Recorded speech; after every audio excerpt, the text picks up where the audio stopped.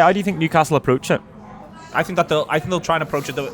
So I think injuries, losing Gimenez to suspension, Willock injured, and if he doesn't, I don't think he fancies Saint-Maximin anyway. But if he doesn't fancy him because he's got a bit of a knock as well, I think he'd have been desperate to play Joel Linton wide left up front, but really helping out midfield to keep it tight. Willock behind him, Burn there, so there's that three, and they're all enormous and they're rock solid. Then you've got Gimenez, and then you've got maybe Longstaff on the right, or maybe he shakes it up a tiny little bit. But I think he'd have wanted to start with that. He hasn't got that luxury now because he hasn't got Gimenez, he hasn't got Willock. So he's got to make a decision where he wants to use his Joel Linton chip. Because, by the way, he's been brilliant, and I thought he was great against Bournemouth. They'll have Almiron. For me, the game is won and lost on what happens where Kieran Trippier is.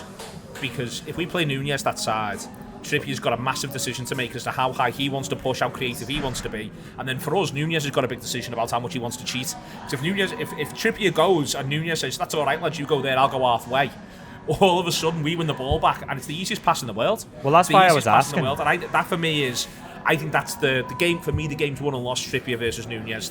And Botman plays that side as well, so he'll be trying to come over and help. But then that makes it 3v3. Suddenly, Burns got Salah to worry about on his. Do you know what I mean? I think they could play into our hands, and I think to make Andy's point about the injuries, sometimes or suspensions, it isn't just the idea of having 3 injuries or 8 injuries. It can be it's the wrong people at the wrong time, and I think that all that feeds into our favour.